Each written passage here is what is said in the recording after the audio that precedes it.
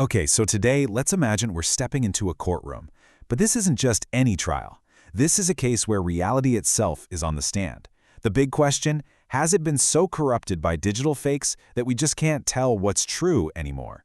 This is way more than just a tech trend. This is the trial of our times. And that really brings us to the core question, doesn't it? It's a question that kind of hangs over every single video we watch, every voice message we get.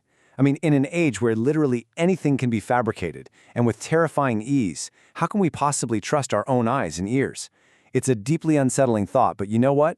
Ignoring it just isn't an option anymore.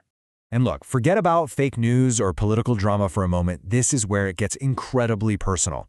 Imagine this. You get a video call. It looks like your kid, maybe your parent. It sounds exactly like them, their voice trembling with panic. They're telling you they're in serious trouble and they need you to send money right now.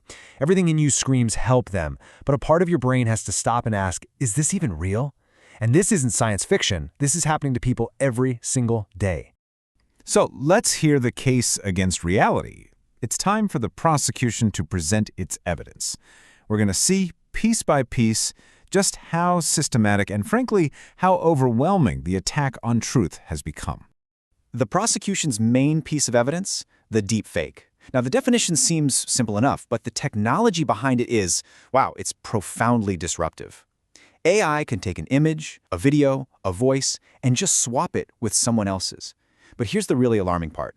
As this tech gets better, it's crossing what experts call the indistinguishable threshold. That's the point where these fakes become completely and utterly impossible for you or me to spot. And you have to understand, this isn't some niche hobby for tech nerds. It's an industry, and it is exploding.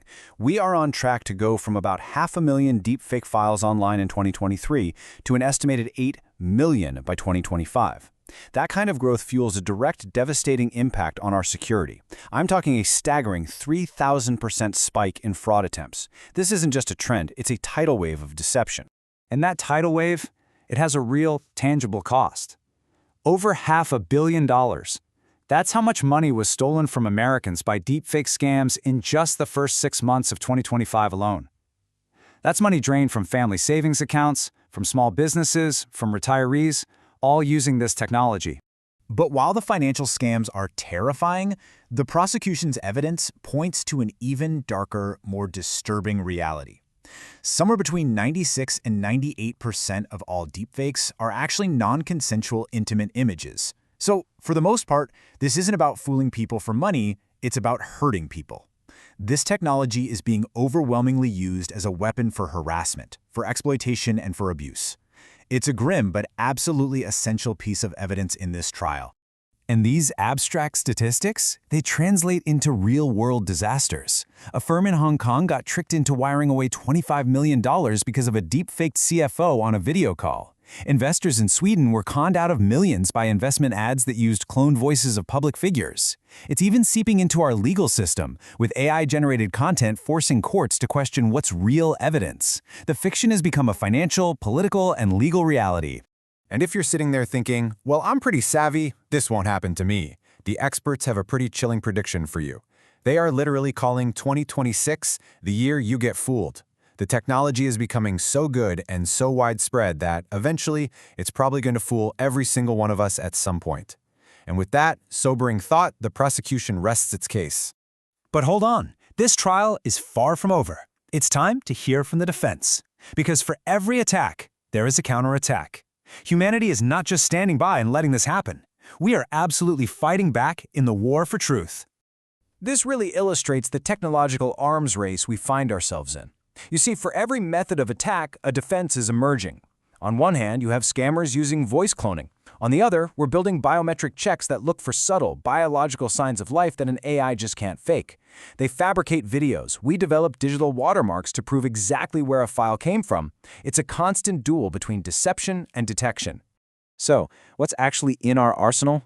Well, we have some incredible tools, like Intel's Fake Catcher, which is wild. It analyzes the subtle signs of blood flow in the pixels of a person's face to spot a fake. And then there are emerging global standards like C2PA. Think of it like a nutrition label for an image or a video, telling you exactly where it came from and if it's been messed with. The key takeaway here is this: we are actively building the tools to verify reality. And the fight isn't just happening in tech labs, it's happening in legislatures. Just look at this timeline. As the threat has gotten bigger, so has the legal response. The EU's groundbreaking AI Act now demands transparency. The UK has moved to make creating non-consensual deepfakes a criminal offense. And right here in the US, more than half the states now have laws regulating their use in political ads. Society is building legal guardrails. But the defense argues that the most powerful weapon isn't some complex algorithm or a new law. It's you. It's us. We can all build a personal toolkit for this new world. Number 1, verify the source. Don't just trust it, check it. 2, look for watermarks or other signs of authenticity. And 3, and this is maybe the most important one, pause before you share. That single moment of critical thinking is the most powerful defense we have against a viral lie. So, we've heard from the prosecution, and we've heard from the defense. All the evidence has been presented. Now, it's time for the verdict. But in this trial, there is no judge in a black robe, no jury of 12. There's only you. And this right here is the heart of the defense's closing argument.